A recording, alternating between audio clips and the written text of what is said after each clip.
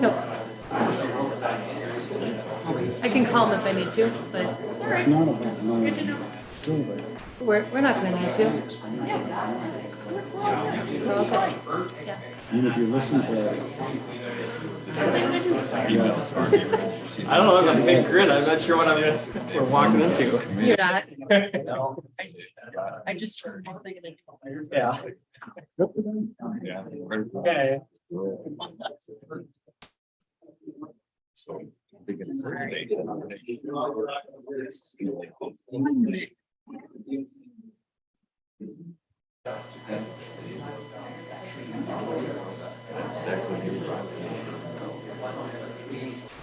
I would not vote for it. I mean, they're small there. You ready to Let's go? do it. Call us to order and let's do it.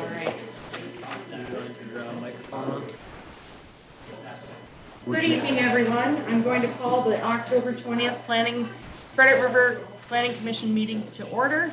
Would everyone please rise for the Pledge of Allegiance? I pledge allegiance to the flag of the United States of America and to the republic for which it stands, one nation, under God, indivisible, with liberty and justice for all.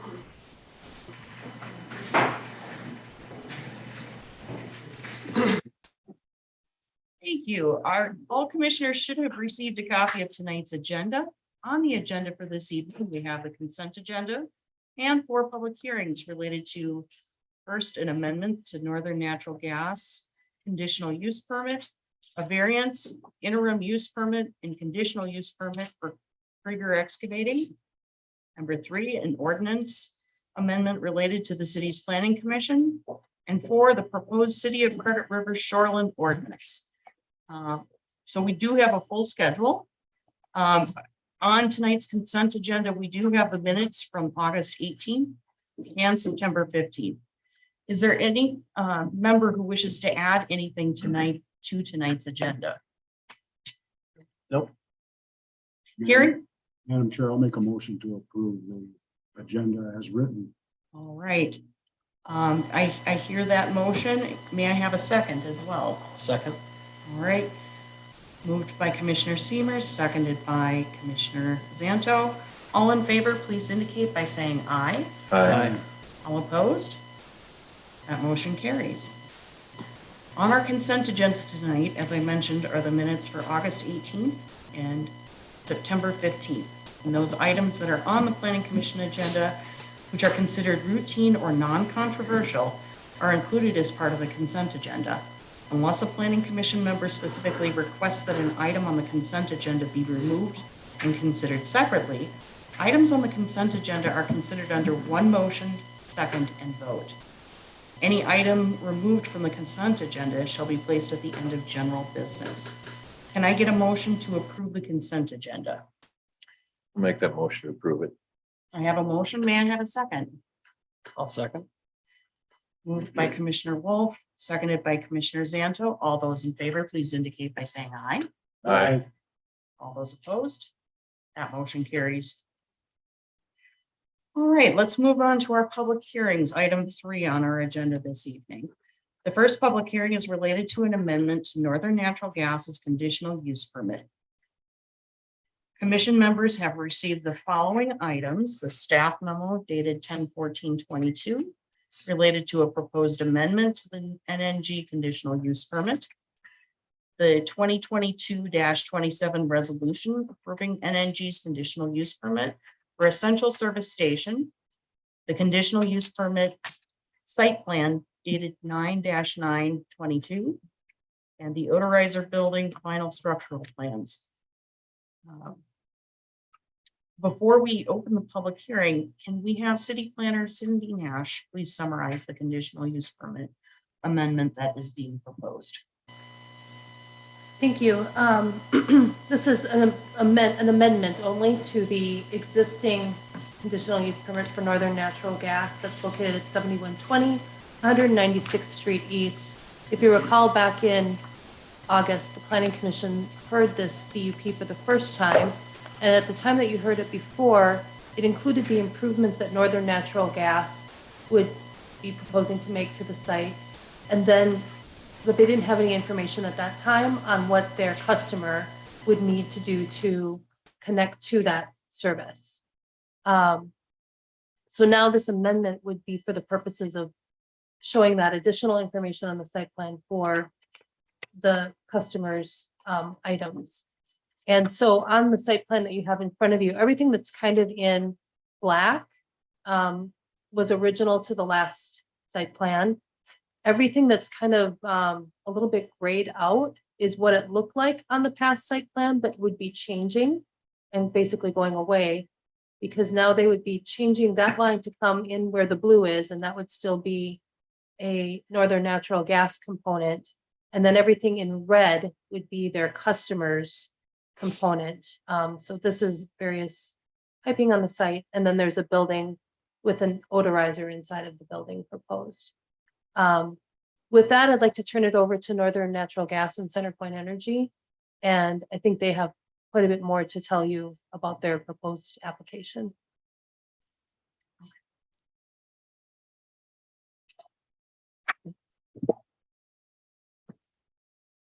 Yeah, so as Cindy stated, Northern has State applied. who you are. Oh, yeah, sure. Stephen Martinez with Northern Natural Gas. And I don't think this is on. Should we turn on? Yes. It's on. Oh, it is. So we've applied to amend the conditional use permit that was approved on August the 15th by the city council to accommodate the installation of the customer facilities that you see on the plan in red. Yeah, it will be in the same footprint that we originally had approved. There's no site changes as far as expansion or any changes to vegetation. It would just be merely the installation of their facilities.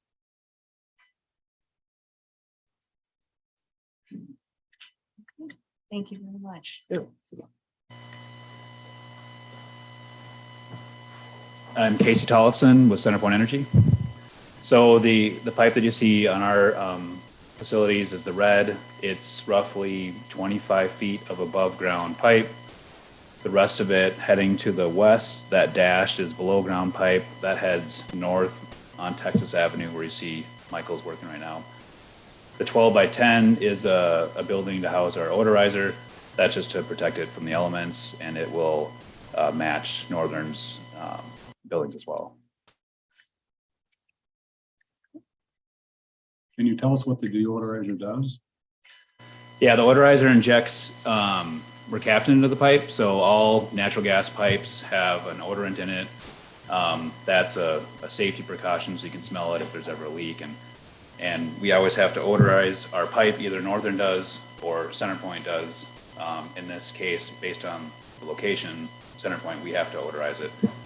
So it's the odorizer we're putting in is a newer technology. It's electronic. It's not pneumatic like older ones. So there is no venting of gas with the odorizer. It's all electronic, and every couple minutes it'll drop a couple drops of the mercaptan in the pipe, and you'll never smell it, under normal conditions. It's probably filled once every year or two in that tank. And this site won't operate in the summer at all, only during the colder months. So it doesn't get used as much as some of our other sites. So filling it will be pretty seldom. So outside of that building, how much, you're saying it will be odorless outside of that building? Yep.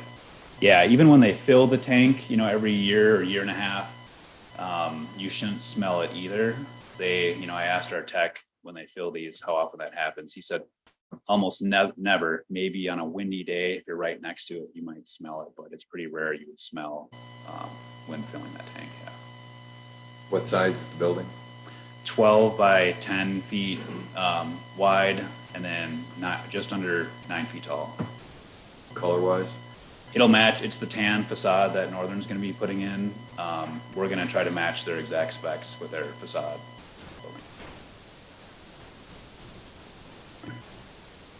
So if an odorizer is needed for every one of these, how come it wasn't on the first spec?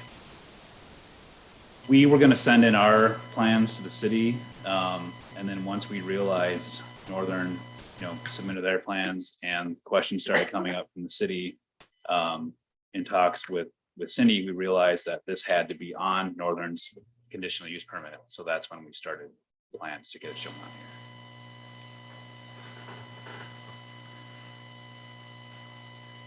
Are there other questions from the planning commission at this time? Cindy, at the top of that picture, it shows that as an extra temporary workspace. It's in pink, based on my drawing. On the top of which picture? Just the aerial photograph. Of course, that was earlier. That was one of the earlier pictures. Okay. Yeah, it doesn't. It's probably before this. It doesn't show the extra temporary building on it. Yeah, that is That is definitely the original Drawing. drawing that shows how it connects to the larger pipeline Okay. and basically the path they take to make that connection. Sure.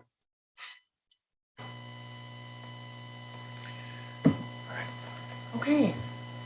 I will now open up the public hearing related to this conditional use permit amendment. This is the time for residents to provide comments pertaining to the amendment and only the amendment. We did not receive any written comments from residents. Are there any residents here tonight who would like to comment on these requests? Is there anyone who wishes to offer public comment on the proposed amendment? Yes. Yep. I don't see him rushing to the microphone. All right, just giving it a minute in case anybody is shy or waiting to get up. I'll ask one last time, is there any other public comment on the proposed amendment?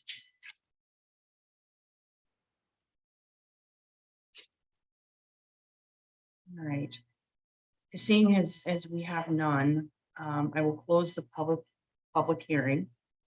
And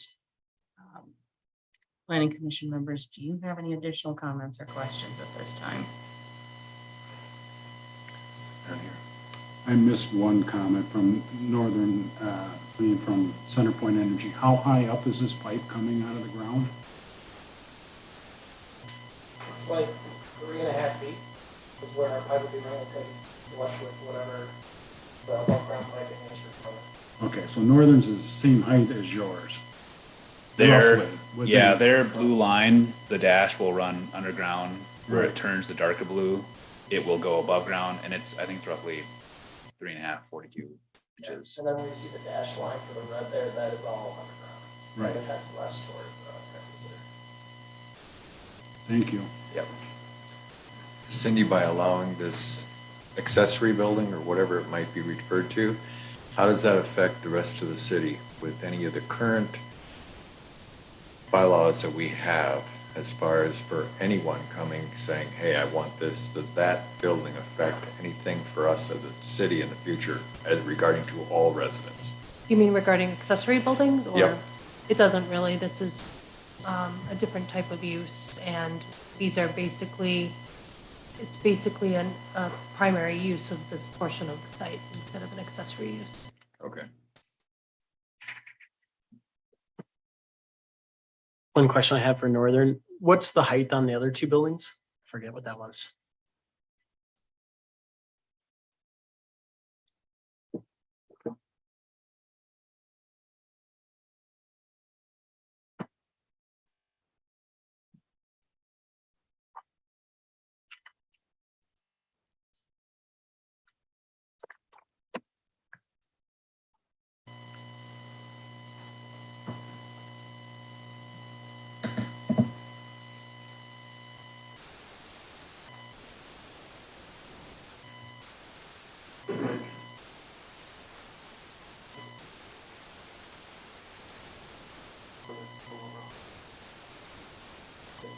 The total over height would be 11 foot with the pitch of the roof as well. So that's the peak is Yeah. 11 foot? Yes, sir. And this peak is 9, that's what I'm hearing?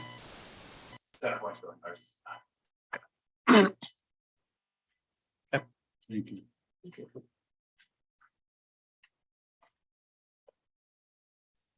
Are there any other comments or questions from members of the planning commission this time? Presently, Cindy, do we have staff approval or is that what their recommendations are? We are recommending approval.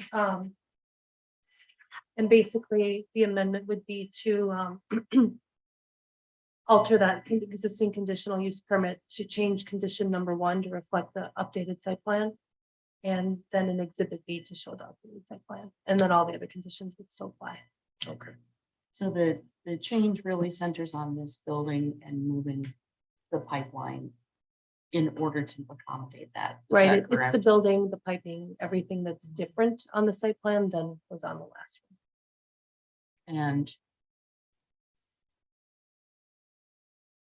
That was another question that I had in my head, and at the moment it's escaped me.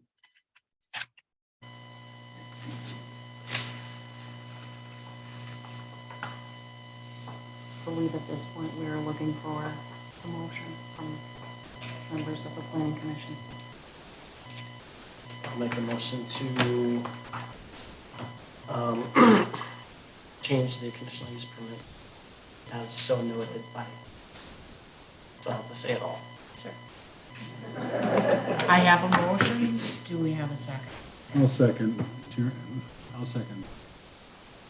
All those in favor, please signify by saying aye. Aye. All those opposed? Motion carries.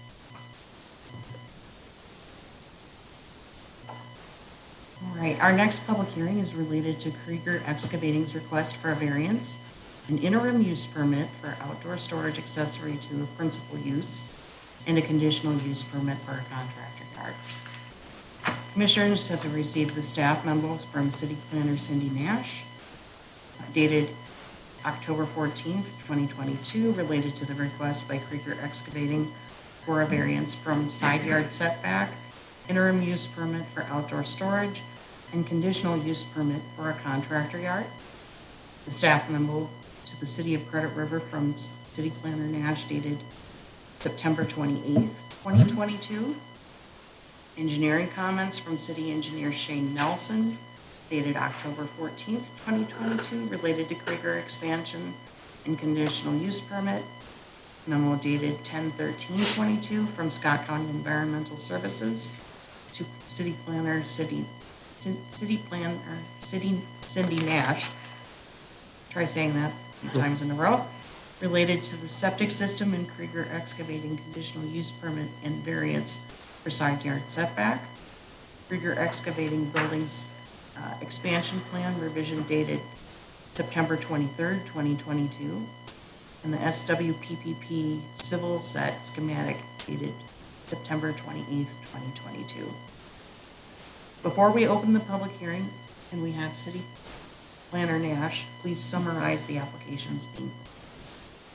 Thank you. So the first item that they're requesting is a variance from the side yard setback. This is a view of a portion of their site. North is to the left of your page.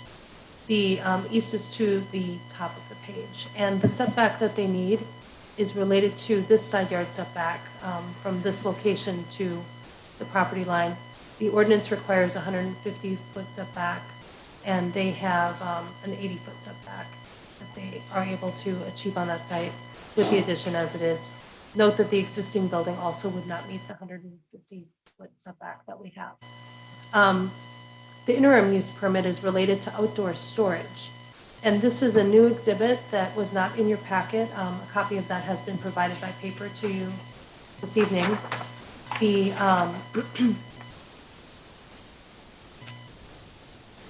to have outdoor storage in Credit River with a building that's zoned industrial, which this zoning is still pending because we're still waiting on the comprehensive plan amendment at the Met Council, just so that you're aware. But it would require an interim use permit to be put in place with conditions put on that. And along with that, we would want them to show a sketch of where that outdoor storage would be occurring. It has to meet the front yard setbacks. There has to be screening associated with that. And they're proposing these trees here adjacent to the right of way for 180th Street to screen that. There's an existing berm on the western side of the property that, if you're familiar with it, you can see that existing berm in this kind of southwest location. And then they're doing some additional grading with this project that will add some additional berm in this location. And then, of course, on the east side, the building addition itself would serve as that screening and buffer for that. In front of you this evening, after we received the drawing for the outside storage, I did put together some draft conditions for that interim use permit for your consideration. And what those basically say is that outside storage would be permitted on the site as per and in the locations as shown on this drawing. and that the landscaping and the berms have to be maintained. Otherwise, if something would happen that would cause the landscaping to die or the berms to grade it away or something, they'd be obligated to reconstruct or reinstall plantings as necessary. Must be in compliance with all of the city ordinances. Outdoor storage must be in a neat and orderly manner in the city's sole determination. So generally trucks are lined up, whatever is out there looks neat and orderly as opposed to something that might look a little junkyardish, say. And then in interim use permits, we always have termination clauses. So the way this is drafted, the IUP would terminate on December 31st, 2027, or upon sale of the property, whichever is earlier. It would also terminate if the use has been discontinued for a minimum of 1 year. Mr. Krieger has reviewed these conditions and understands them and is generally okay with them, but would prefer a longer time period for that interim use permit than what I've suggested here.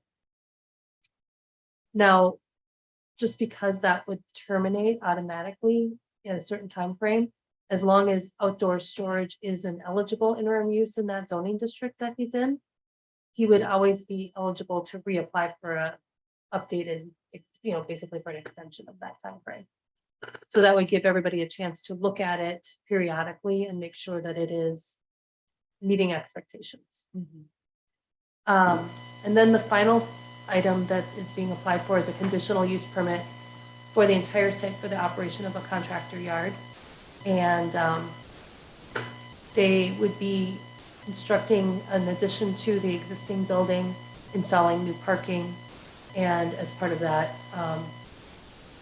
the variance and the interim use permit also have to be approved.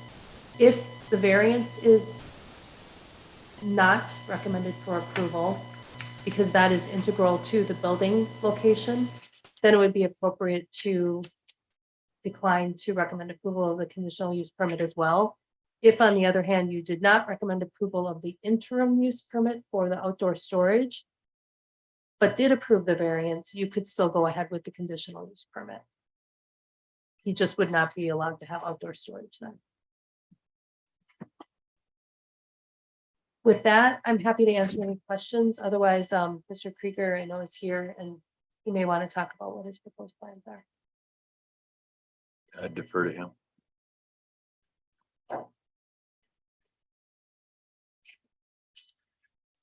What do you got? State your name. Nate Krieger. So as you go forward now, Cindy, the zoning, Mhm. you had mentioned that it's currently being looked at to become industrial zoning.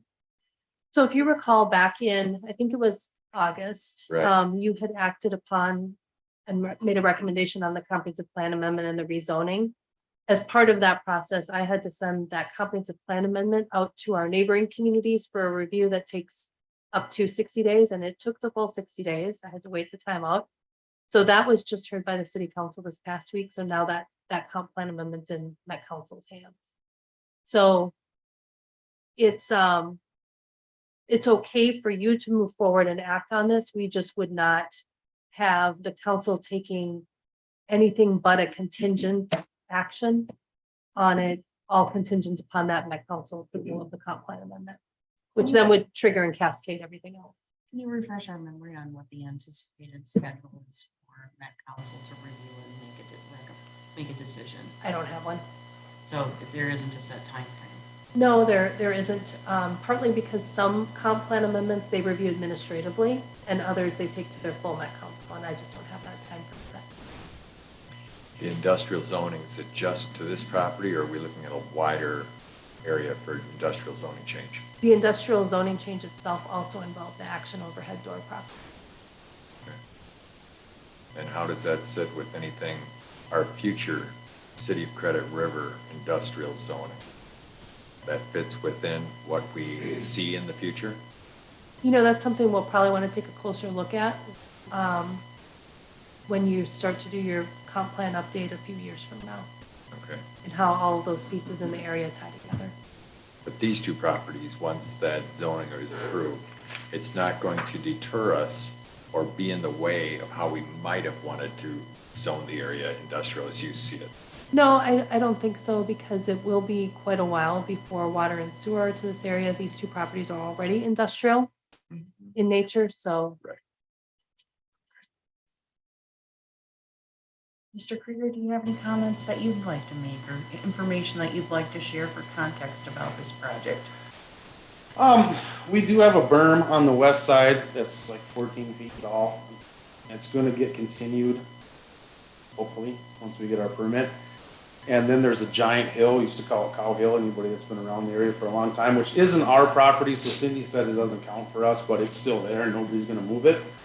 And then our building would be to the east, so it's a pretty unique property as far as you could drive by it 100 times and never know it's there. So I know hearing the words contractor yard seems scary to people because they think there's gonna be a bunch of junk stacked everywhere, but you'd have to look pretty hard to see it. What you wouldn't have to do very hard is drive around Credit River and take pictures of about 300 properties that have stuff stacked everywhere. And the difference between them and me is I'm just trying to do it legitimately. So I'm hoping that we can get this done and we can be a good neighbor to everybody. As far as the side yard setback goes, Lakeville, Elko, and Prior Lake are all 40 feet. Savage is 20 feet. And we're asking for 80, so we're still over double of what our neighbors' side yard setbacks are. So don't think we're asking for anything unreasonable. Once, if this is approved, from moving the first shovel of dirt to when you're done, what's the expected time? There's 4 semis in my yard right now with the building on them. Right now, you're using outside storage. Correct. And have been for almost 20 years in Credit River. Not on this property, but on the neighboring property that we used to run out of when we were home based. Cindy, can you show an overhead map of surrounding homes, businesses? That is helpful for context.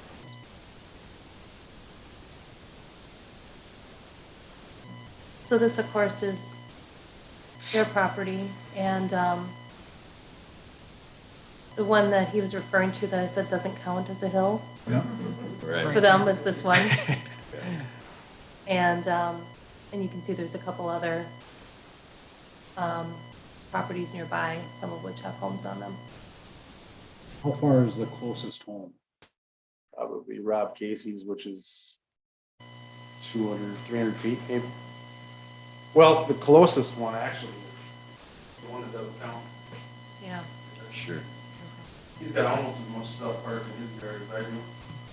This isn't orange though, so it doesn't look. I gotta give you credit for that, though.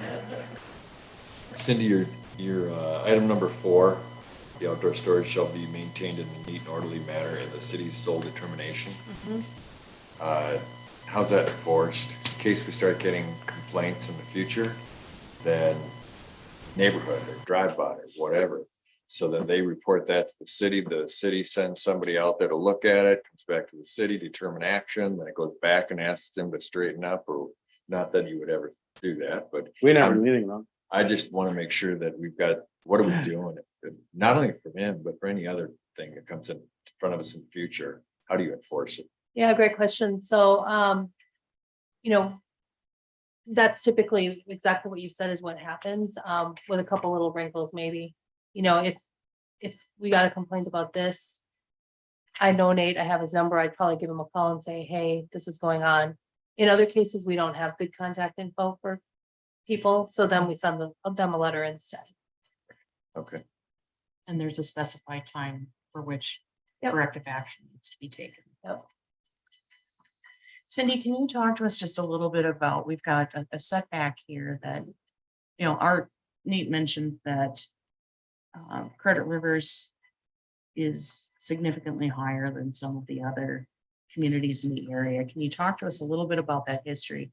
You also happened to mention that the existing building doesn't fall within that, and what kind of impact that has on the recommendation that this body may make to the city council. I don't know that the existing building matters so much. It was permitted by Scott County, with a, as a home extended business, basically, is how they permitted it. So there's different standards applied to that. Regarding the larger setback that Credit River has, the reason for that is because Credit River is still predominantly rural in nature. And then you tend to have larger setbacks than you would in an actual urbanized community. So over time, as Credit River develops, those very well may, your ordinance very well may be amended and those setbacks might shrink up. Was that based on the model ordinance or did we carry over Scott? That was County? carryover from Scott County's. That's helpful context. to Yeah, know. and that 150-foot setback is from adjacent property that's zoned residential, which is what the adjacent property is right now. If it was not residential and instead was commercial or industrial, it'd be a smaller setback. When I look at the plan, it has a future building 3 of 12,000 square feet, a future building 4 of 24,000 square feet. Within the zoning as it exists right now, does that run into any conflict? Not that he's asking for it right now, but in the future, what are we permitted to put on that property right now currently? So, couple things. This would be a principal use of it, and you can have multiple principal buildings. So we shouldn't be thinking of these as accessory structures and how that might impact, say, the amount of square footage somebody can have.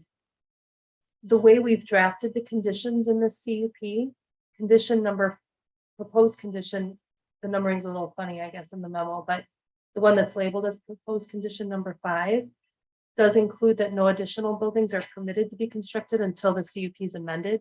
So at such time that he'd be interested in constructing one of the next buildings, he would have to come back in.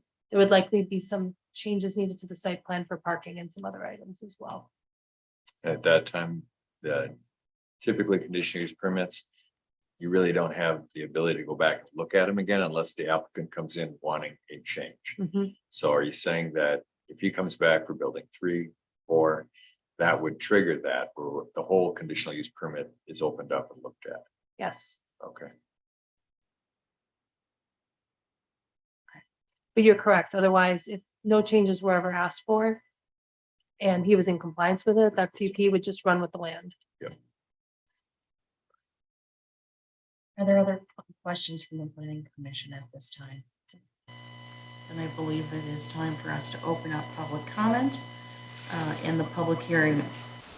This is the time for residents to provide comments pertaining to these 3 applications. We did not receive any written comments from residents, but are there any residents here tonight who would like to comment on these requests? Boy, Nate, you got a tough sell. I know. I have pressure here. Is there anybody here who wishes to comment on these 3 items? Going once. Going twice. Seeing no public comment, I will close the public hearing. Are there any other questions that members are, actually, I'm sorry, we need to take a vote on that motion. All in favor of closing the public comment, public hearing, please signify by saying aye. Aye. Okay. Anyone opposed? We will now close the public hearing. Are there any other comments at this time from staff, from members of the planning commission? So my only final comment would be that we're recommending approval of all of these subject to the conditions, either in the packet or the extra ones for the IUP that I provided to you this evening. And we'd ask that you act on them individually and in that order if that's the agenda. So it sounds like what we need to do is split this into 3 motions. Right. Can I ask one question? Assuming these 3 go through, are there any other hurdles that Mr. has? Yes, he'll have to get a building permit, which has been applied for, and all of that will have to wait on that comprehensive plan amendment to come back, because ultimately that's sort of the critical path. I thought I read somewhere about or pavement or parking over septic. He has actually, the revised site plan puts an island where that septic tank is. So that's actually in this location and has been updated.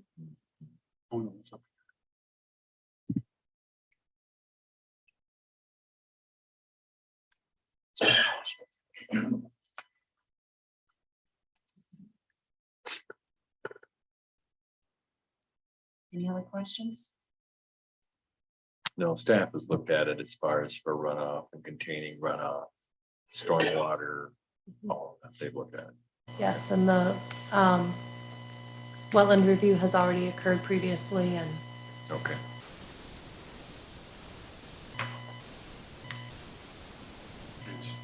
Madam Chair, I'd like to make a motion to approve the variance for Krieger excavating. I hear a motion. Do I have a second? I'll second, as long as we're talking about the setback. Okay. I hear the motion from Commissioner Seamers, the second from Commissioner Zanto. All those in favor signify by saying aye. Anyone opposed? Motion carries. Secondly, we would be looking for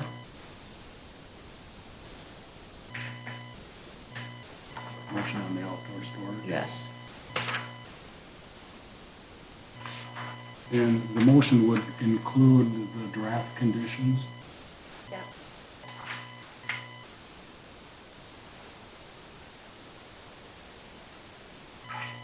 Along with any others that you may want to add, of course. I think the biggest thing for me is that there aren't any neighbors that are disapproving of this. So I would, that to me kind of signifies what the people living around this feel, so. And as long as what we're allowing here doesn't affect other properties significantly within the city limits, that'd be my biggest concern, is that someone outside of this industrial zoning, if they're not in industrial zoning, this outdoor parking as looked at on the plan, what's the feel on that? So you can only actually obtain an interim use permit for outdoor storage if you're in the industrial zone. Okay. Are there any restrictions on fencing height? So there is supposed to be fencing, but there a height that they're requiring? So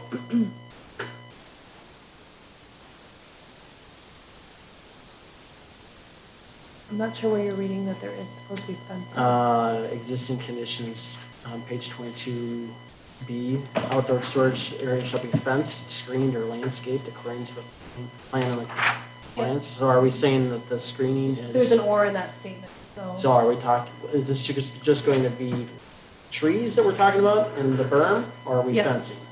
That's all that's shown on the plan, and that's all that's proposed. You could require a fence if you wanted to, but you're not required, you're not required to. And I think the fence word. Yeah, you can get higher with a commercial, but Maybe, so we got a 20-foot building, which is I think, higher than a fence, and then we have a 14-foot berm, which is higher than a fence. We have the giant hill that doesn't count. And then on So the, even if you put a fence over, you wouldn't be able to see the fence. then on the west is still It'd be property, lower than right? So that's why we're, yeah, the west is a berm here still, so that's the 14-foot high berm there, and then they'll be continuing that berm. okay. So that berm continues, and north is still on that property, so Yep. no need. Okay. Continue on. Any other questions at the moment? Then I would be looking for a motion for consideration of the interim use permit for outdoor storage accessory to a principal building. Use, this is a mouthful, Yeah. sorry. Can I get a motion to recommend to the city council to approve the interim use permit for outdoor storage accessory to a principal use, subject to the applicant submitting the revised plans acceptable to city staff and which can be reviewed against the zoning ordinance for compliance with required conditions. Once staff receives the updated plan, staff will then prepare the recommended conditions for our consideration if outdoor storage meets the zoning requirement. So you can actually recommend approval subject to the conditions that I provided you this, if you'd like. Perfect. Madam Chair, I've taken a look at Krieger's site plan. I've been out to his area. I've gone around, looked at it. I am really happy with the plan as it's stated right now. And I'll make a motion to approve the interim use permit for outdoor storage accessory to a principal use. I have a motion from Commissioner Seamers. Is there a second? Second. I have a second from Commissioner Wolf. All those in favor, please signify by saying aye. Aye. All those opposed? That motion carries. Lastly, we have a motion can I get a motion to recommend to the city council to approve the conditional use permit for contractor yard, subject to the applicant satisfying the conditions outlined in the staff memo? And Cindy, is it appropriate? Is this also contingent upon decision by Met Council? No, you don't need to do that. I'll do that at the time we take it to city council. Okay. I'll make that motion to approve. I have a motion from Commissioner Wolf I'll second. and a second from Commissioner Zanto. All those in favor, please signify by saying aye. Aye. Aye. Anyone opposed? Hearing none, that motion carries. Our next public hearing is associated with an ordinance amendment related to the Planning Commission. All commission members should have received a Planning Commission agenda report dated October 20th, 2022 from Planner Nash outlining the proposed amendment, red line version of the proposed amended ordinance, and clean version incorporating the changes. Before I open up the public hearing, would City Planner Nash please summarize the proposed ordinance amendment? Thank you. The proposed ordinance amendment as drafted in the packet included a deletion of the requirement that planning commission members be residents of the city. We do have one current planning commission member who will be temporarily relocating out of the city with intent to move back in.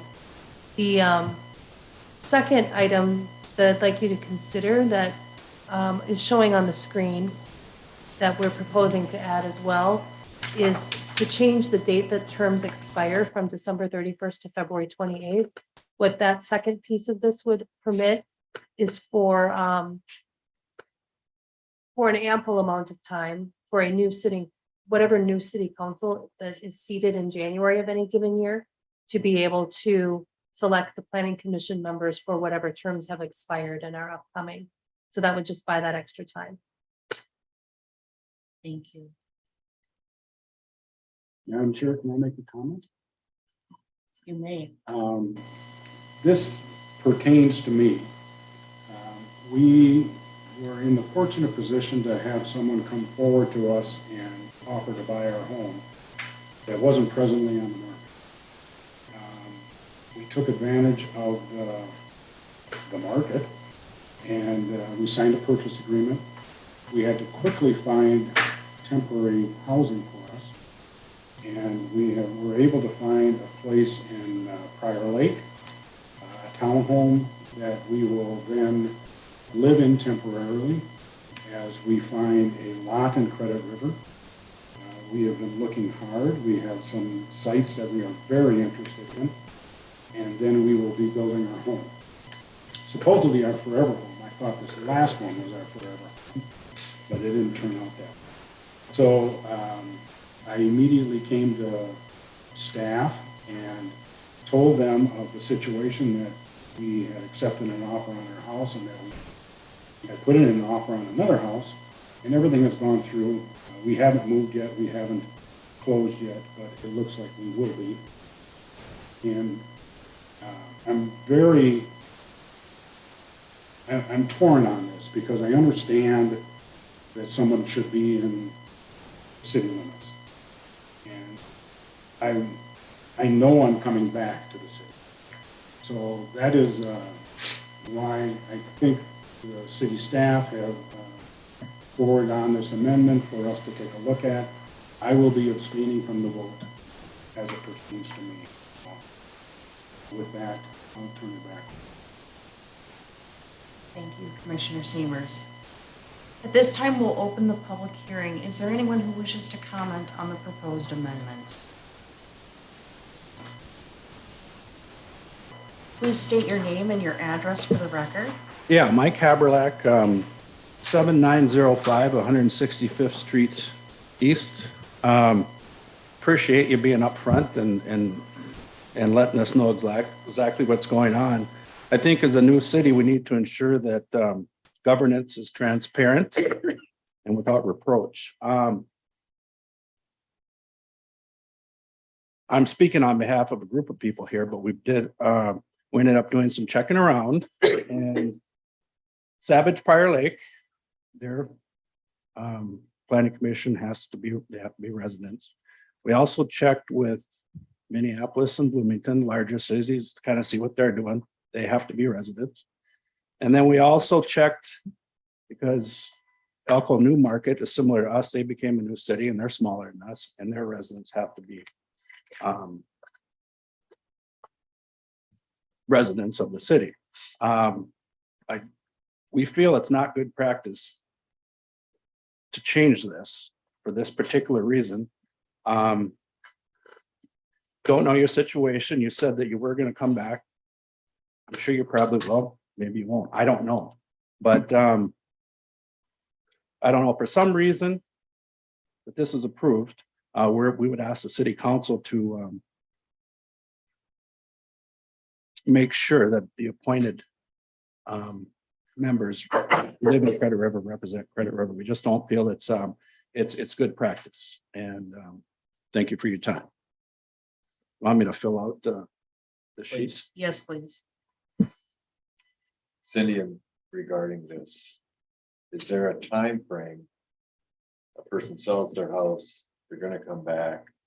If we're gonna allow something like this, is there a time frame attached to it? You've got 1 year, you've got 6 months to buy a piece of property, is there anything, or is it open-ended? We drafted it open-ended.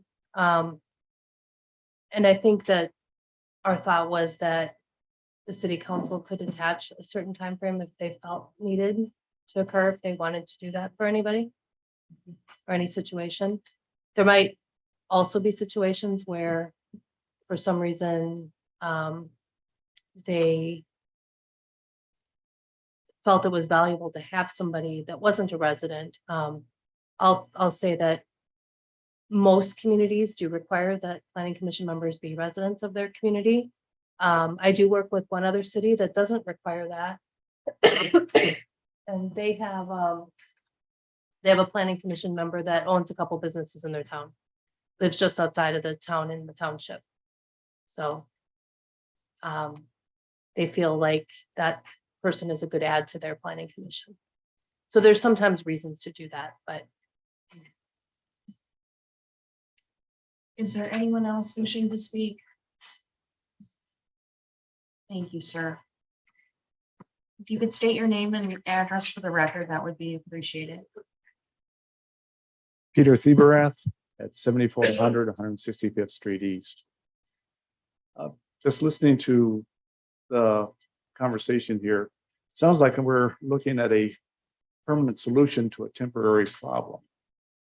As I'm not sure if there's been any other measures that could have, without completely changing an ordinance, taking away the residence requirement, changing one of our ordinances, which are, should be very hard to change, to accommodate. I'm sure is a very nice fellow, and you'd like to have him on the commission.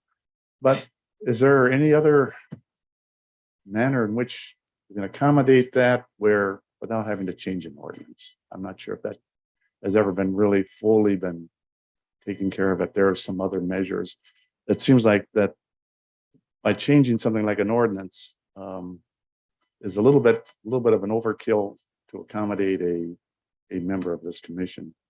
And I just think that maybe some of the other remedies have not been maybe fully been explored. Thank you for your time. Thank you. Cindy, can you offer an explanation if there are any other remedies that could be looked at, or? There are not any other remedies. We can't do a variance from something like this. A variance is from the performance standards of the ordinance, so this is a item that has to be complied with. So the only remedy would be an ordinance amendment. Thank you for that context. Hi, Oh, sorry. I'm Jay Satterbach. I would like to speak against changing this. Because when you have a board, which is made up of residents, you're here to look at the planning and everything for the city itself. You're also the people that handle variances or give relief to property owners who need a relief from a variant or from an ordinance or a rule and everything else. And that really should be done as from their peers. If you're not a resident, you're not a peer. I mean, it's just that simple. Most cities and governments have a requirement for residency because they want it to be the peers.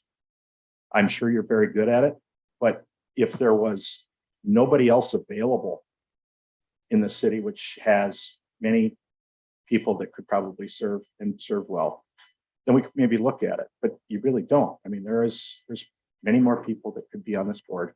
It might be an opportunity to just have a different person on it, but I think we should follow the residents or the rules that we've put up already. I don't see where there's a real reason that we need to change it. That's my thoughts anyway. Thank you. Thank you. Is there anybody else who wishes to speak on this or proposed ordinance amendment?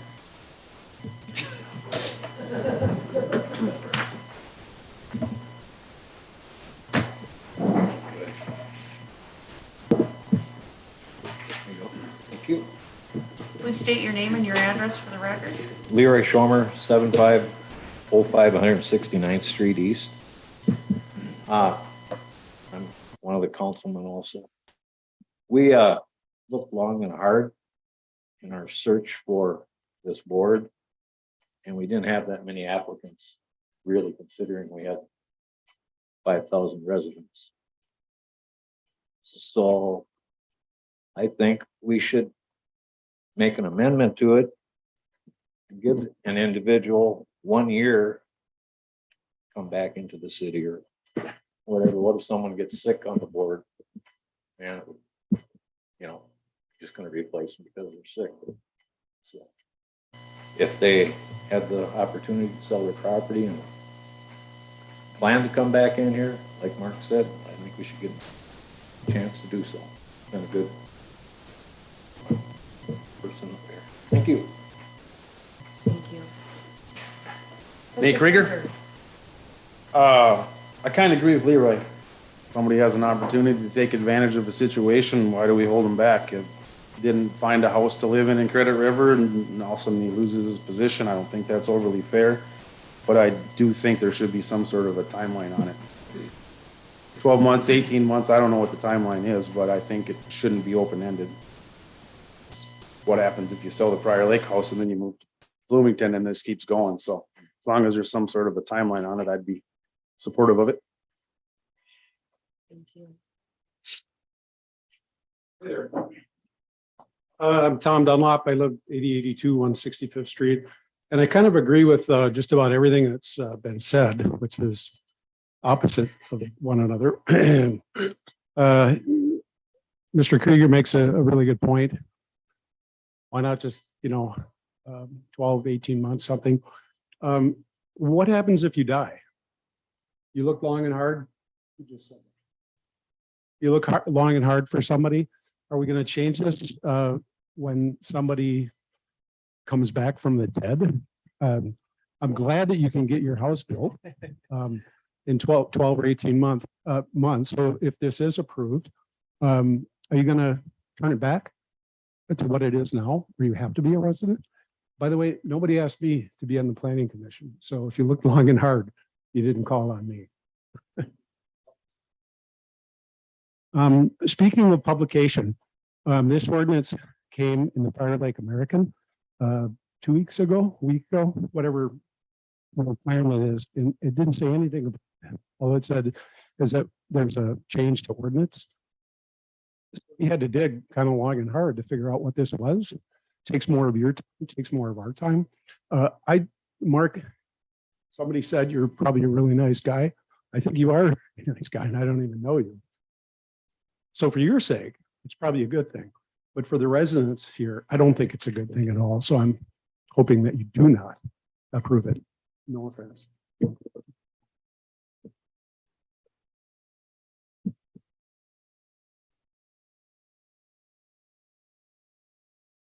Is there anyone else who wishes to speak on the proposed amendment?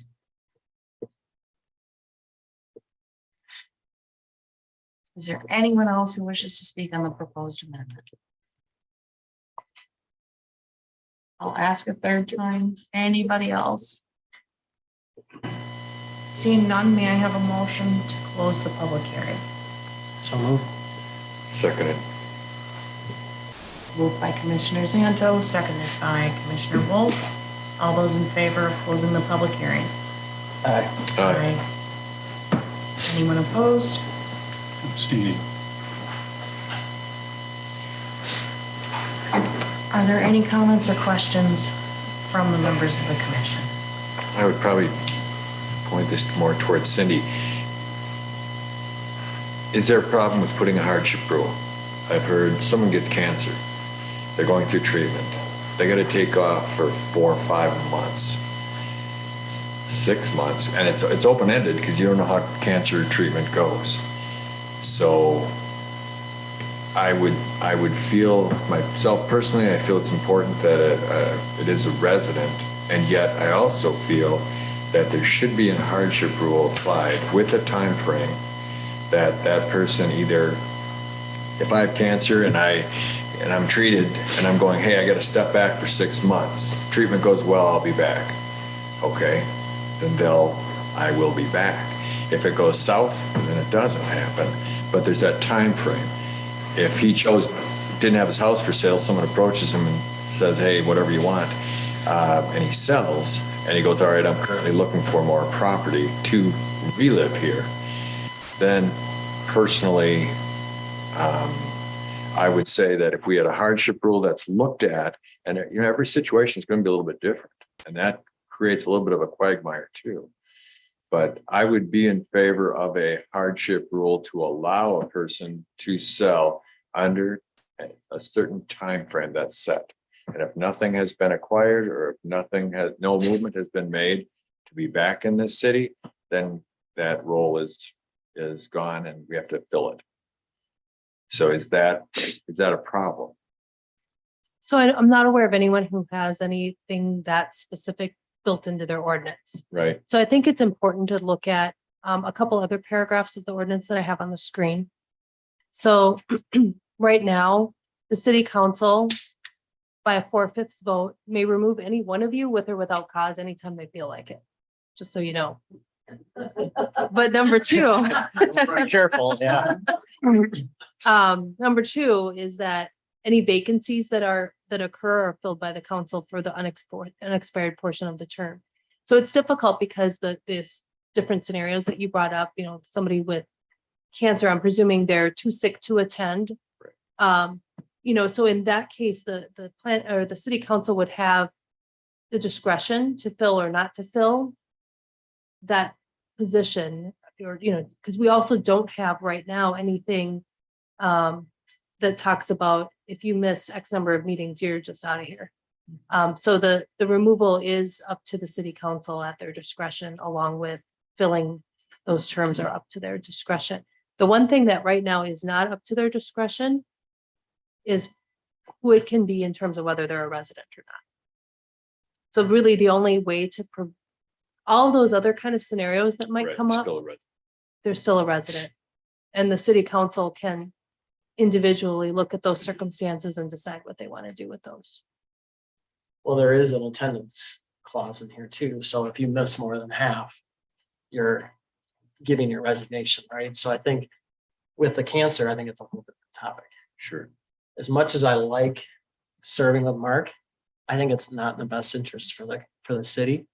I think it opens up a lot of challenges that a developer comes in and starts to get on the planning commission. 4/5 have to vote that person off. I think we get in an area that, as much as I'd like to serve with Mark, and I think he's a great member of the commission, I think that long-term, I don't think it's the right approach. I think that we're opening up a can of worms that frankly shouldn't be opened.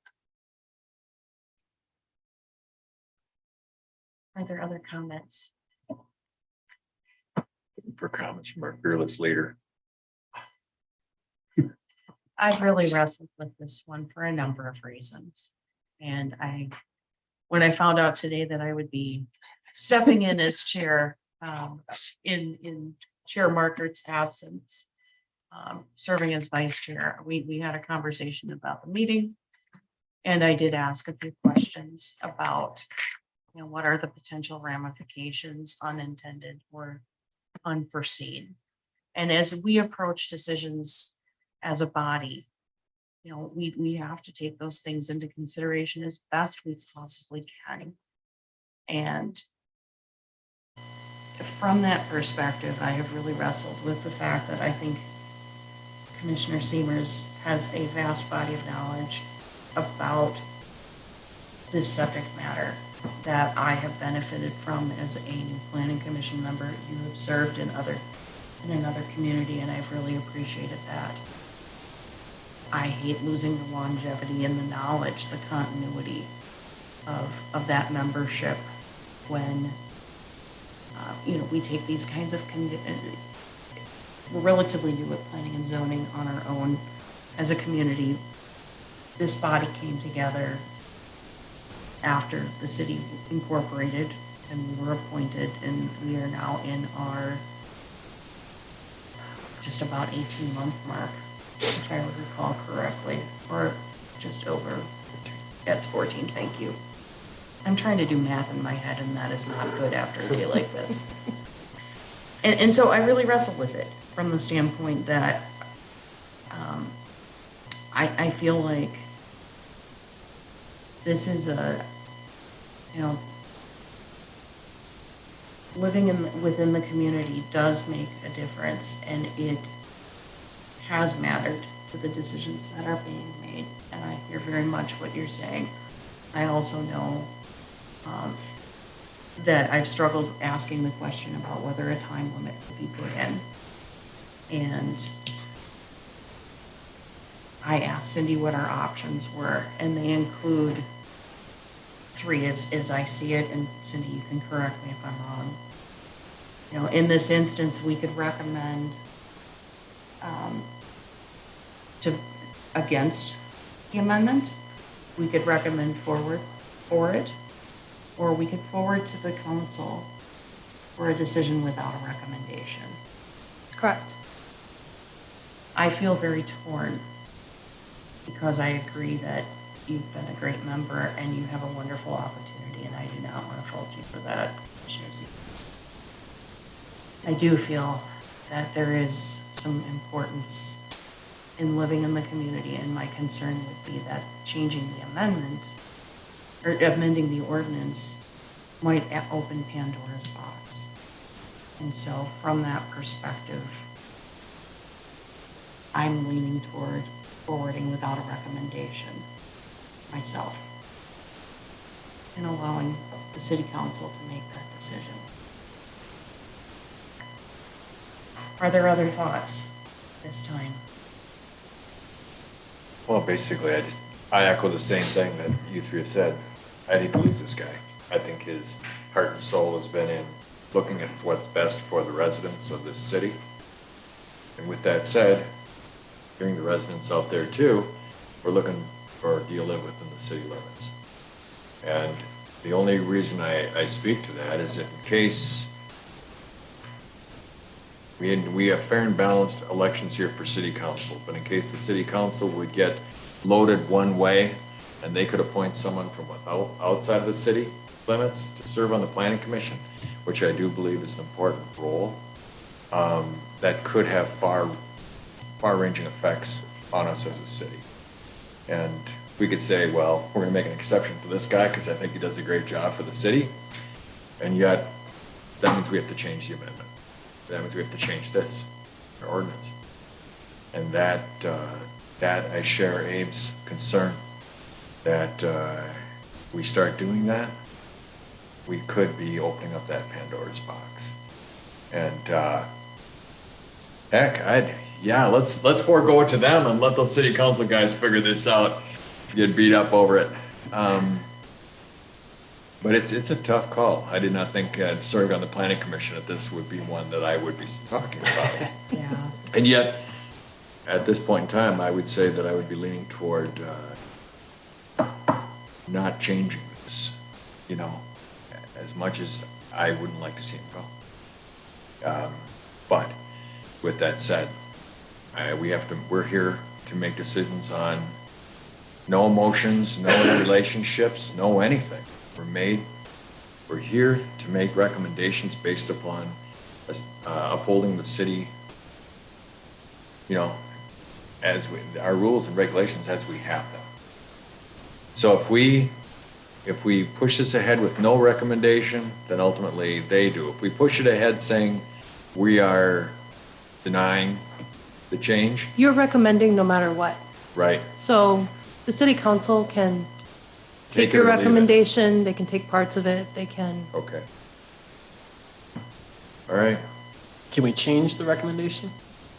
Because I Yeah. think that February 28th is a very valid. absolutely. So I think from that perspective, what will make sense to from the outset to me is that we divide it into two questions. One, to consider the amendments related to residency, and one to recommend changing the length of term or the end date for term. That makes perfect sense to me. Yep, and you can do that. Yeah, or, we just talked about that item B where term shall expire February 28th. We could, when is your term expire? How many years was he? Mine is up. His is up. I can't remember. Yours is up, too. Yeah, I'm up. So we could leave it as is and pick it up in the new year. Well, we could say he can serve out the rest of his time, which is February 28th, and at that point in time, He's back in prison. that's I not got something, paroled. or is that something that we can do or not? No. It's not, okay. But can I ask one clarifying question? As the ordinance is written, we're all in our first term, so we're still very much learning. There is no reason why someone could not have a term expire and not be reappointed immediately, but perhaps be reappointed down the road. Absolutely. At this point in time, we don't have any limits on the number of times that someone can serve on the planning commission. It Correct. goes through an application process established by the council, and at which point they'll make the recommendations or determinations as to the membership of the group. Is that correct? That's correct. And to further clarify that, anytime everybody's term has an expiration date, and everybody has to reapply for their seat and be reappointed. It's not an automatic that anybody would be reappointed. That's all for now. You had a question, Commissioner Zanto. I don't know. Okay. No. Oh, I think I was. Do we know close date at all right now? November 8th. Okay. On So, both places. okay, so potentially then, unless city council meets, when does city council meet next? 9.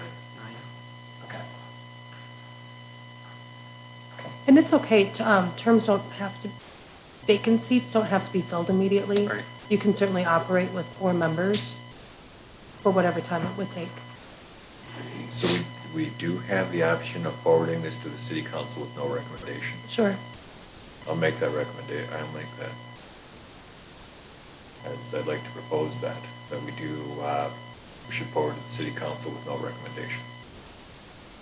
I hear a recommendation to forward to the city council without recommendation. Is there a second? Sorry, I can't. That's right. Oh, and you can't, you gotta abstain. No, but she can. Yeah, she can. And Bill's done it. I frankly think we need to recommend not. Again, much as personally, I think you're a phenomenal member. I just don't think, I think they need to hear from us that we oppose it as well. And through the course of the discussion here, I've actually reconsidered my position and believe we should make a recommendation as well. And so, all those in favor of the motion, well, There's Yeah, no I would- second, so it There's no dies. second. It I would dies like for to lack of a propose that second. we recommend not recommending.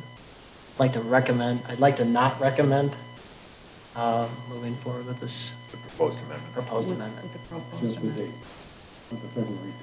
I think what we would do is we would have one saying for this specific one and then propose It's- another one, It's right? one ordinance amendment, so you Oh, can okay. combine the two in Okay. one Okay, motion. okay. So then I'd like to strike the A changes and leave the B. That's what I like. Okay. So I hear I hear a motion to recommend denial of amendments to section A and approval of terms under section B. Is there a second?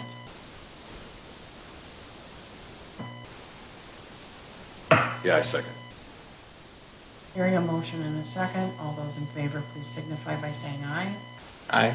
Aye. Anyone opposed? Motion carries.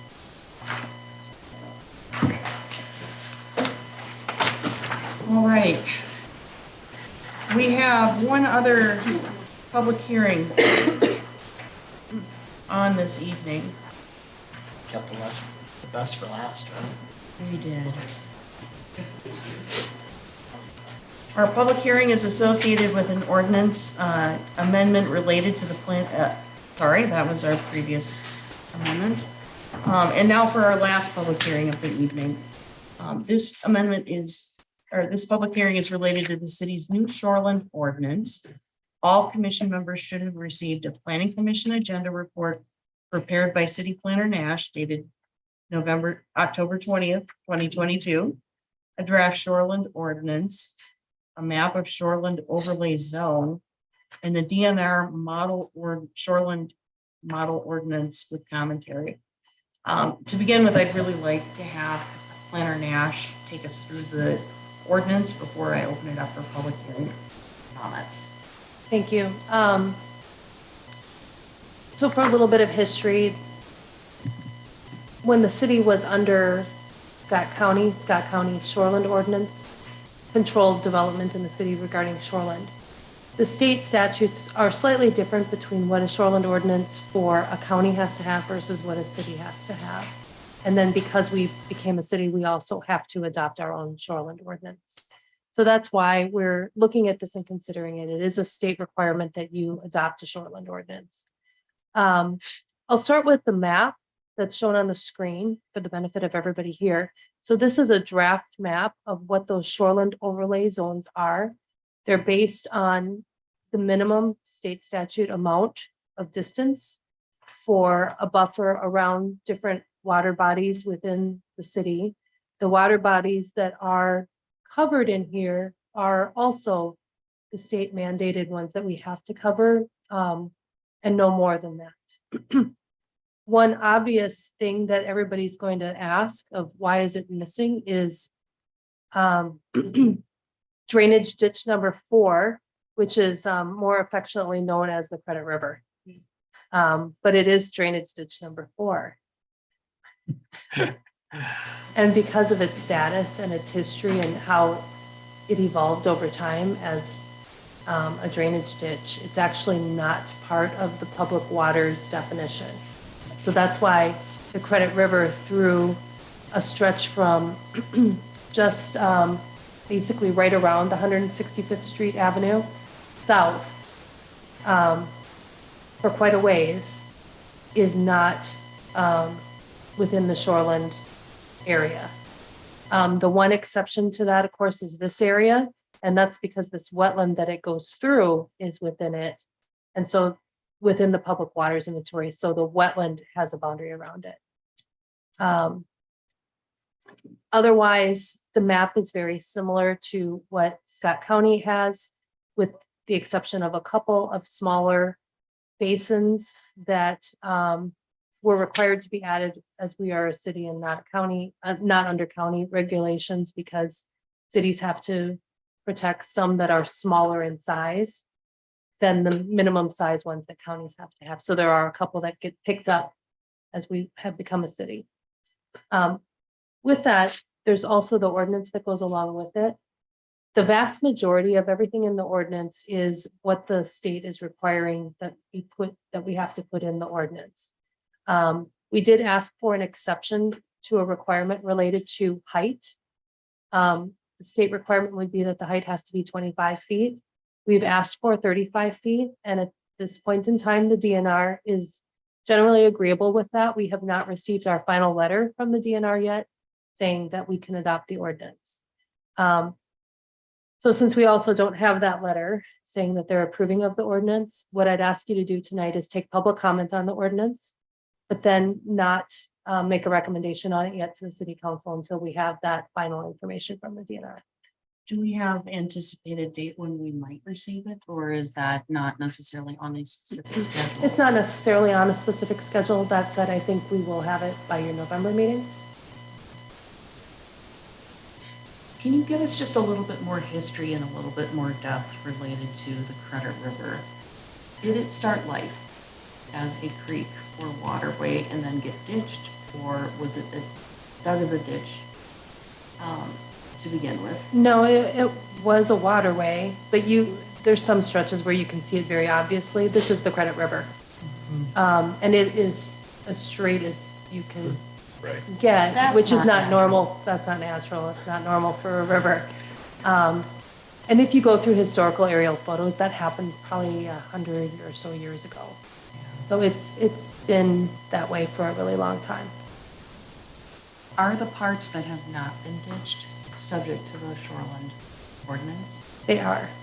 So in the northern part of the community, again, when you get to about 165th Street, you can see the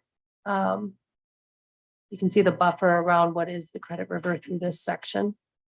And then again, on the southern part of the community, from this location near Flag Trail, it's coming down here, and that is the Credit River here as well. Can you show me that again, please? Or is there a way to blow it up? Yeah, on I the can map? blow this up for you. Okay, thank you. So it's just west of the Territory neighborhood. So it's coming from Flag Trail, west of Texas. And it's coming through these properties here. And then through this one, it's a pretty large acreage property west of Territory. And then south to the border, and it kind of veers to the east then, and you can see it, a little piece of the buffer picks up here as well as it enters New Market Township. So how does this affect current residents if they have to rebuild? If a disaster happens to them on their property and they're now in the shoreland ordinance, and proposed development in those areas? How does this affect that? So most of these properties have been under a shoreland ordinance anyways. I say most because, like I said, there's a couple small basins that we had to add. And so those people would be, so there are a few properties, of course, that would be under a shoreland ordinance now that have not been in the past. So most of these other properties, a lot of them as well will, probably were developed and predate the adoption of Scott County's ordinance too. Because most people's shoreline ordinance came into effect sometime in the 90s. So what happens if somebody's house burns down? there are state statutes regarding rebuilding your home. So as long as you pull that building permit within 6 months, you can build on the same footprint that you were already on. From there are always special circumstances that occur. And there might be if somebody wants to make some change, they might need to apply for a variance to deal with that specific item that maybe they're getting tripped up on with shoreland. And that happens with some amount of regularity, especially in communities that have those lots that were developed before their shoreland ordinance was put into place. How about if the ditch issue falls within the exemption from the shoreland protection requirements? Can we do that as a city? Can we make exemptions on specific lots? I'm not sure that I'm following the question. Because the ditch here. If the ditch isn't really there, even though it says it's there, because I've said before, I've had a hip replacement and a knee replacement, and I can jump across the Credit River. I'm concerned that we're making a blanket statement here that doesn't affect everything that's within that shoreland ordinance. So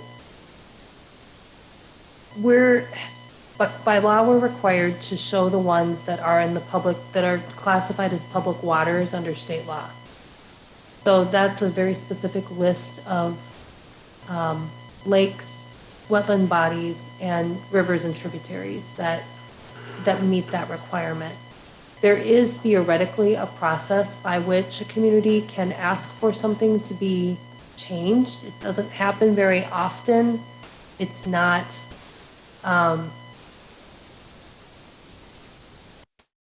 it would be fairly expensive and time consuming to ask for that change. And I don't know how successful it would be. So there have been exemptions made. I'm aware of there being a process. I'm not actually aware of any that have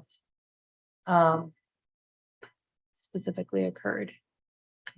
And staff's approval is not asking for us to recommend it this time. No. Correct. No, but that said, even if the city wanted to go through and explore what that process might be, I think it would be better to adopt the ordinance, to have it in place and put some certainty to the situation for most people, and then work on that separately and later, because there would be nothing that says that you couldn't do it at a different time. So this is going to come up for a discussion again after the DNR kind of weighs in on it. Right. Okay. Yeah, the process is that the DNR reviews the ordinance, iterations go back and forth. And once the ordinance is at a point where they can approve it, then they will send a letter saying that. Right now, we're discussing items that a lot of them are definitions that we already have in our ordinance, and maybe they have a different definition, and been kind of resistant to change some of those because it changes other things throughout the whole community if we change the definition. So there's some negotiations that are going on regarding some of those things. So are they willing typically to accept definitions that cities have used as the basis for the other ordinance? No. So we're still discussing them. Got it. All right. Are there other questions at the moment from planning commission members? If not, we will open the public hearing. Is there anybody who wishes to speak on the proposed shoreland ordinance? I'll break guys. There you go. My name's Ted Kowalski. I'm a developer here. I live over at 5170 Starview in Spring Lake Township. Been developing properties here for 30 years. Did Glenn Marsh's piece. That was probably one of the first ones. Developed Blickfeld's piece. So a few comments, and I sent them over to Cindy and I sent them over to Bill. Most of those are all incorporated. There's no issues there whatsoever. That worked out fine. Most of that was just typos. I got 3 issues. Remove 70-8-4, which says in the draft ordinance that it's optional. I don't think we need that. And then remove 70-8-7. That one's also optional. I don't think we need that either. The bigger issue is what Cindy's been talking about, that, you know, the Credit River, they say, well, that's just a ditch, so we don't need to protect that. But the tributaries that feed into it, we need to protect. That's like saying you got to make sure your glass of water is really clean before you dump it in the toilet. That's your namesake. That's the Credit River. Because it's not in a public waterway now, doesn't mean you can't put it in one, because this is your ordinance. Have a discussion with the DNR and say, by not having it in my opinion, it impugns the ordinance. Because if you're saying I have to protect the tributaries that dump into it, but I don't have to protect the actual Credit River because you call it a ditch, well, then why are we protecting this? I mean, why do you protect any of it? Just because they don't have it in doesn't mean you can't put the Credit River in and protect it. And I think people would have more respect for the whole ordinance as it affects all the tributaries than saying, no, you got to protect this part, but you don't need to protect the actual Credit River. I think that to me don't make no sense. Even if they say you don't have to because it's a ditch. I struggle with that.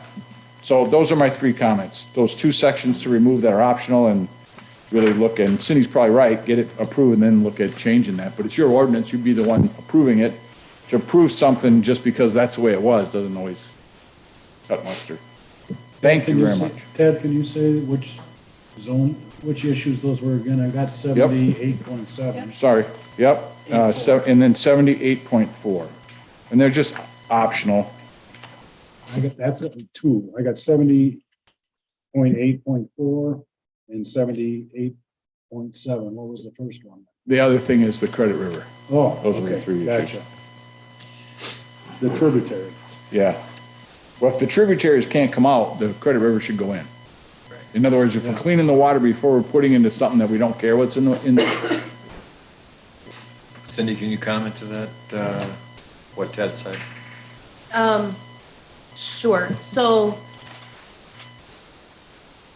we also do stormwater management, obviously, through the whole community. So we're cleaning all of the water before it goes in to a drainage system, regardless of what the drainage system is. So what the shoreline ordinance is really, it's partly stormwater management, but there's a lot of other things in there too regarding setback distances from the ordinary high water level of some of these features and things like that.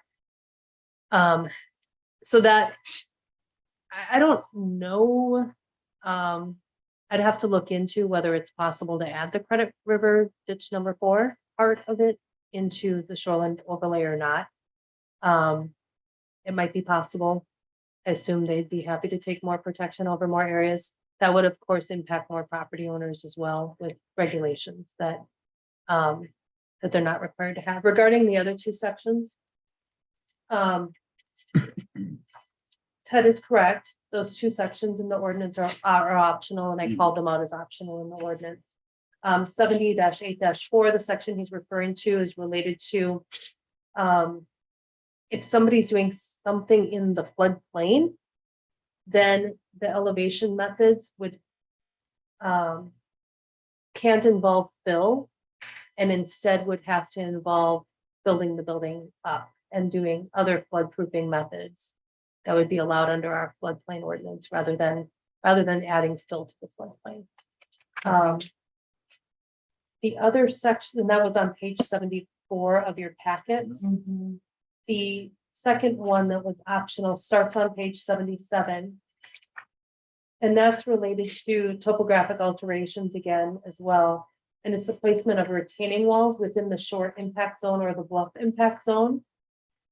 And making it so that a grading and filling permit's required for those. And typically, we would be looking at if somebody's doing something like that. In most cases, we would be looking at either a building permit or a development permit, and would cover those items anyways. There might be some stray action that somebody takes that wouldn't otherwise trigger a land alteration or grading permit, that this would then trigger it for them. But most situations, it's going to be associated with a building permit or a subdivision development. And so I left that optional section in because We're capturing probably 80+% of them anyways through different actions. So I thought that the rest maybe should be as well. For parity. If anybody wants to see these ditches, I'm happy to take you out and show them. If you haven't seen them, before you just pass this and say, we need to have these coverage because we have these things we have to protect, you have to go see what you're protecting first. In my opinion, I'm happy to take you out there and show it to you. We're gonna have the protections here on what I'll show you. You're gonna go, really, we're protecting this, but we're not protecting the Credit River as it runs through these big open areas. That part just, I don't understand. But I'm happy to take you out and show you. Just Cindy knows how to get a hold of me. Mark knows how to get a hold of me. I'm around. I'm happy to take you out there. Well, addressing Ted's points that he made about the part of Credit River that is not, basically, it's called the ditch, right? Ditch number, whatever it was. I do also understand that if it's a tributary, it's going from point A to point B and it turns from a ditch to now it's Credit River. I strongly would advise before this comes back in front of us again, once the DNR ruling is back, that we have explored that as far as incorporating it. I do believe that Incorporating that part. ditch number 4 Ditch portion. number, yeah, that ditch into it. Because otherwise, I agree, Ted, it doesn't make a lot of sense. You're kind of jumping around, deciding this is the ditch, this is the Credit River, and it may not look very different from one to the other. And so I think I would like to see that explored, calling it all in as part of Credit River, especially when that is our namesake. And then we would want to thoroughly discuss that before we make any recommendations as to what we're doing on the shoreline ordinance. Sir, I think we still have the public hearing open. Is there anybody else who would like to comment? Please come on up, state your name and your address, please. My name is Jamie Johnston. I live on 165th, 8056. Can we pull the area up that shows what's not being covered? Because I feel like that's right around my backyard. The Credit River runs through my backyard. And I'm just thinking, is that where the proposed development's coming in and we're not protecting it? You know, I don't know, the concept plan that we looked at last month. So you're talking about where it's set. I mean, up toward that. Yeah. I just don't know where. Okay, so it is protected right there. Well, this is the county's version Okay. from before. And this is the one that we have. Okay. So this is protected then. Yes. Okay. Now, the southern portion that's not, I mean, I know that's not in the concept plan, but that would obviously be next in my guess to be developed. So, I mean, I feel like we should be protecting that. But I didn't realize all that was until you had mentioned that. So thank you.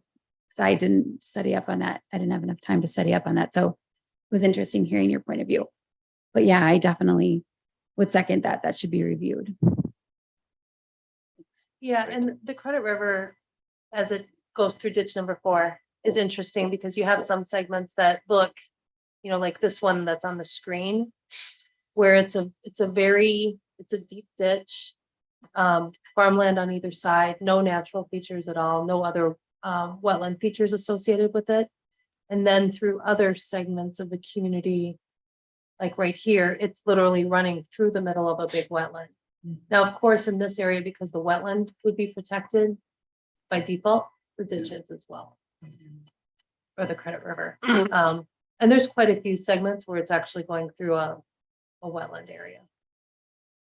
Yeah, I would think for further development, especially without us, when we're running our own septic systems, if it's still maintained as a ditch, so there's no protection, it probably would have the limitations as to where we put our septic system if we wanted to develop later and build a home.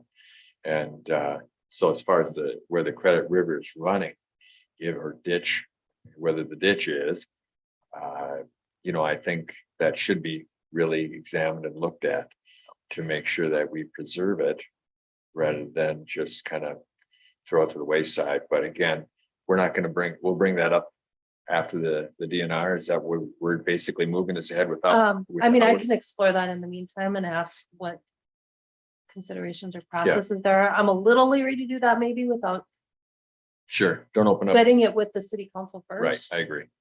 But. Yeah. But Yeah, it's certainly it's- something that I can add as an agenda item and ask them if they'd like us to explore that as we're doing this. Yeah, before we start opening up the can of worms with a larger organization, we better understand the ramifications that it has on us as a city. So I agree with everything you're saying, Cindy.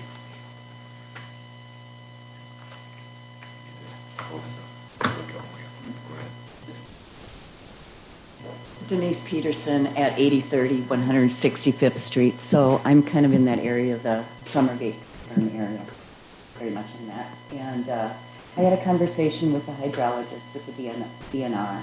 And I just want to make note of the fact that even though the DNR has their recommendations and you can't go beneath those recommendations for distance of the shoreland, you can improve upon it. And I mean, because in probably the last 5 years, I've seen a 100-year flood take place twice back in that area. Okay, and I mean, as you get more and more roof and more development, you're going to see more of that happening. So that's all I want to say. Is there anybody else who would like to speak in public comment this evening on this topic? Going once. Going twice. If not, I take a motion to close the public hearing. I'll make that motion to close the public hearing. Second. All in favor, please signify by saying aye. Aye. That motion carries. At this time, Cindy, we are looking for a motion no motion for recommendation other than to consider tabling this to a future meeting. Correct. At this time, do we need to associate a date or should we put it contingent upon? You can say your November meeting. Okay. So at this time, I'd be looking for a motion to table this agenda item until the planning commission's November meeting. I have one question. Growing up on a farm that has a drainage ditch from a lake down to the Minnesota River, you know, the farmers are in charge. Of course, they have tile lines running into it, of cleaning it, making sure that that water gets through there so it doesn't flood their fields. How does that, if that drainage ditch becomes part of the wetland, and does that prevent someone from needing to clean that drainage ditch out so that farmers who are farming it right now, the water that's entering it can flow through rather than being built, weeded up where it doesn't flow anymore? So this is actually, it's a county ditch right Okay. now. And the rest of that is questions I can't answer at Okay, this point in no, that's time. fine. I was just So, curious. yeah, we'll have to get more information on that Sure. if you're interested in that. We actually, staff is meeting with the county regarding County Ditch number 4 next week. Okay, So, all right. Well, then I'd make that recommendation to move this forward with, as you would say, with no recommendation. To table Table. until Yeah, table November. it till November. I'll second. All those in favor, please signify by saying aye. Aye. Aye. Anyone opposed? Seeing no opposition, the motion carries. At this time, I believe that concludes the items that are on our agenda for the evening. Do I have a motion to adjourn? I'll make that motion. Seconded. All those in favor, please signify by saying aye. Aye. Anyone opposed? Motion carries. We are now adjourned. Thank you for coming, everyone. Thank you guys very much. Appreciate it. Thank you. yep, thank you. For a little bit, aren't we? What? We're good for a little bit. Yeah, And then well, until- we'll have to wait on, we have to wait on that comp plan amendment to come back in proposal. and we, have to get this on the city council. agenda. And then I would have them contingent approval as well. So if we don't have that by council amendment back yet.